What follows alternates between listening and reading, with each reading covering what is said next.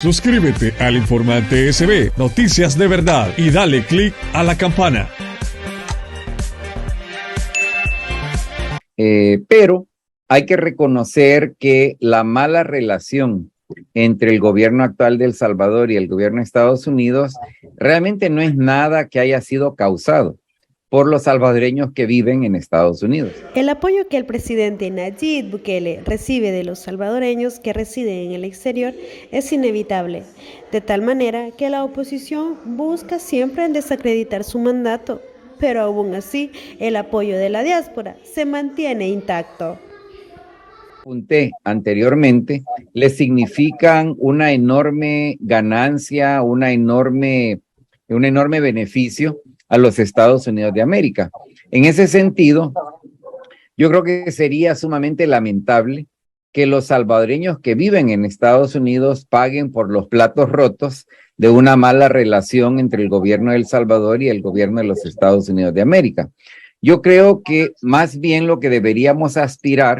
es a conseguir que los salvadoreños que vivimos en Estados Unidos podamos ser una fuerza no solo económica, como sí lo somos, pero una fuerza también de influencia política que conlleve a que se mejore la relación entre el gobierno de El Salvador y la del gobierno de Estados Unidos, proponiendo una agenda propia de bienestar económico, de bienestar social, de fortalecimiento de democracia, que yo creo que todas son cosas que los salvadoreños que vivimos en Estados Unidos aspiramos a que se cumplan.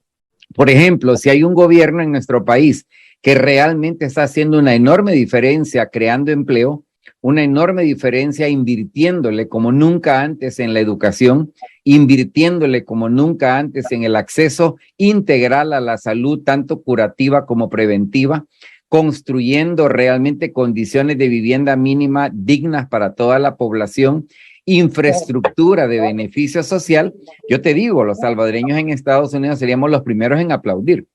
Lo que pasa de que en este momento el salvadoreño en Estados Unidos es mayormente un observador, ¿verdad?, de esta relación entre nuestro gobierno y la de los Estados Unidos de América. Por eso creo yo de que hay un desafío por delante y es cómo los salvadoreños en Estados Unidos podemos, repito, ser una fuerza no solo económica, sino también política, social, que nos lleve a verdaderamente iniciar procesos que prometan una transformación de El Salvador para que en un día futuro El Salvador sea un país de donde nadie se quiera ir. Incluso sea un país a donde muchos de nosotros quisiéramos regresarnos del todo. Esto de, digamos, de relaciones en temas migratorios, algunos consideran, Oscar, que también es imposible tener una ley, unas reformas a la ley migratoria en Estados Unidos. Algunos lo consideran imposible. Yo te pregunto, mira, si tenemos una mala relación con los Estados Unidos de parte del Estado salvadoreño, esto pasa por lobbies, hacer cabildeos políticos en Estados Unidos, cosa que es muy difícil en este momento, Oscar, y todos lo sabemos. El acercamiento que pueda tener la embajadora de Estados Unidos, de El Salvador en Estados Unidos, es mínimo, ¿verdad? Y entonces se dedica a veces a andar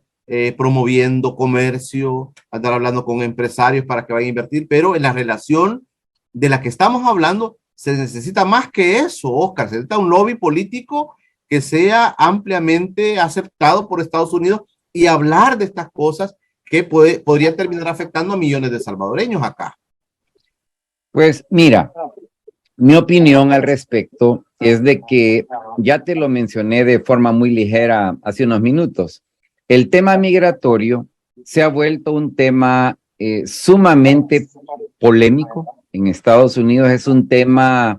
que el Partido Republicano le está ocupando como un tema central de campaña, en la campaña electoral en la que estamos en los Estados Unidos ahora mismo,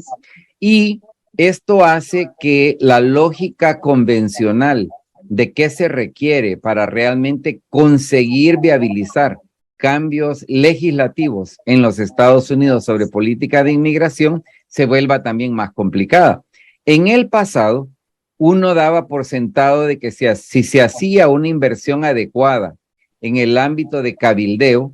literalmente hablando, en lo que significa pues la palabra cabildeo, es decir, recorrer los pasillos del Congreso visitando tantas oficinas como era posible, ya no necesariamente funcionan de la manera que antes pudieron haber funcionado. Hoy en día se requiere de una forma diferente de hacer cabildeo que tiene que ver mucho con las localidades mismas, los estados, las ciudades donde vivimos, para verdaderamente conseguir los resultados que esperamos en cuanto a cambio en política de inmigración. En este sentido, yo creo que sí es cierto de que el gobierno de El Salvador, hasta donde sabemos, y lamentablemente hay tantas cosas secretas con la manera como se gobierna hoy en El Salvador que no sabemos todo, pero lo poco que sabemos es que sí se ha hecho una inversión en una firma de cabildeo, pero era una firma de cabildeo contratada para literalmente mejorar en términos generales la imagen del gobierno salvadoreño, una empresa muy cercana, por cierto, tanto con republicanos como demócratas, que muy poco realmente ha hecho en cuanto a verdaderamente cambiar la impresión que se tiene, especialmente en el Congreso, sobre la naturaleza del gobierno salvadoreño actual y qué tan comprometido está con intereses de los Estados Unidos. Así que yo creo que ahí sí hay mucha tela que cortar, porque, insisto, el panorama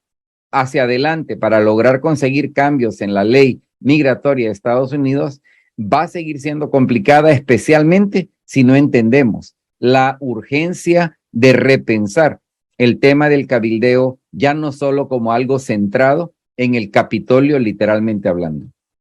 Quiero cerrar contigo, Oscar, y agradecido por tu presencia. Este tema del desgaste de la democracia en el país tiene influencia en las decisiones que Estados Unidos pueda tomar, no solamente en el tema migratorio, sino en los demás temas del país.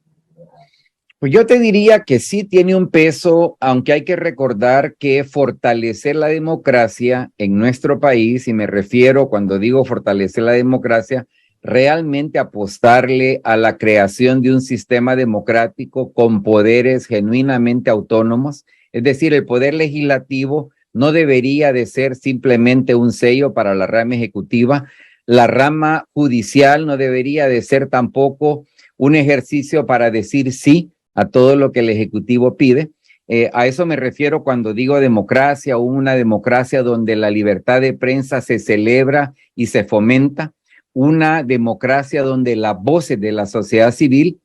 sin poner ningún tipo de restricción, deberían de florecer y ser apoyadas. Eso lo deberíamos de hacer no solo porque un país externo nos lo pida, porque yo te voy a ser franco en decir, Estados Unidos no tiene la mejor solvencia en el mundo para exigir democracia a otros, porque tenemos problemas internos en los Estados Unidos y tenemos también muchos dobles estándares cuando hablamos de las relaciones de Estados Unidos con múltiples naciones alrededor del mundo. Yo creo que gobernarnos democráticamente es algo que deberíamos de hacer como una cosa de principio nacional.